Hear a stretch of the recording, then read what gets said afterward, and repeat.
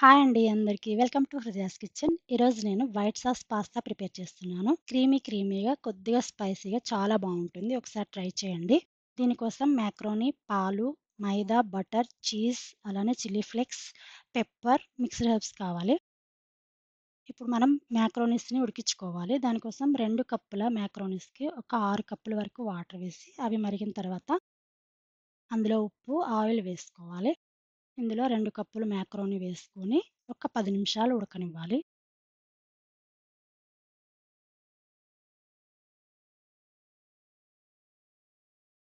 ఒక 10 నిమిషాల తర్వాత ఈ వాటర్ మొత్తం డ్రైన్ చేసుకోవాలి. వాటర్ మొత్తం పోయిన తర్వాత వెంటనే కొద్దిగా ఆయిల్,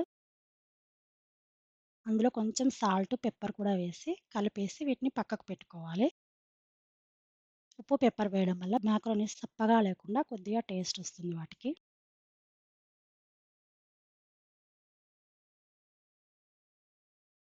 వీటిని బాగా కలిపి పక్కన పెట్టుకొని వైట్ సాస్ ప్రిపేర్ చేసుకోవాలి. దీనికోసం స్టవ్ మీద కళాయి పెట్టుకొని 1/4 కప్పు బటర్ వేసుకుంటున్నాను. ఈ బటర్ మంచిగా కరిగిన తర్వాత ఇందులో నేను 1/4 కప్పు మైదాని కలుపుతూ కొద్దిగా ఫ్రై చేయాలి మైదాని.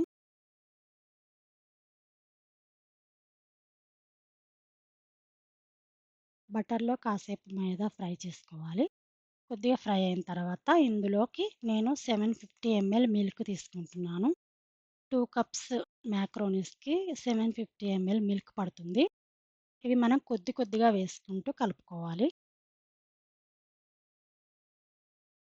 మనం ఒకటేసారి పాలు పోస్తే మైదా కలవదు. అందుకని కలుపుకుంటూ కొద్దిగా పాలు పోసుకుంటూ మనం తీసుకున్న పాలన్నీ అలానే కొద్దిగా వేసుకుంటూ క్రీమీగా అయ్యే వరకు కలుపుతూ ఉండాలి. ఇది మొత్తం కరిగిన తర్వాత ఇందులో మనం ఒక 1/4 కప్పు చీజ్ తీసుకున్నాను. ఇది కూడా మెల్ట్ అయ్యే వరకు కలపాలి. ఇదంతా కరిగిన తర్వాత ఇందులోకి 2 స్పూన్లు చిల్లీ ఫ్లేక్స్ వేసుకుంటున్నాను. రుచికి సరిపడినంత సాల్ట్ కూడా వేసుకోవాలి.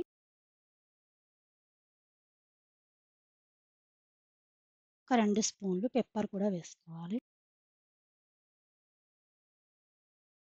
ఇప్పుడు ఇందులో ఫ్లేవర్ కోసం నేను మిక్స్డ్ హెర్బ్స్ తీసుకుంటున్నాను. ఇది మొత్తం బాగా కలుపుకోవాలి.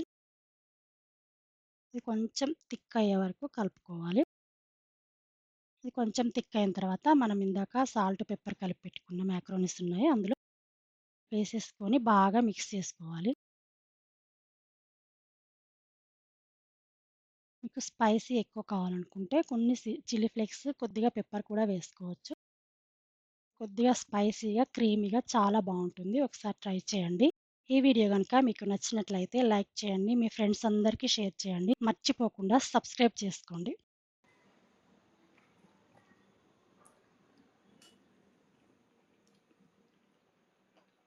అబ్బబ్బబ్బబ్బబ్బా! అసలు ఆ చీజీ, చిల్లీ ఫ్లేక్స్ భలే టేస్టీగా ఉన్నాయి మమ్మీ అసలు.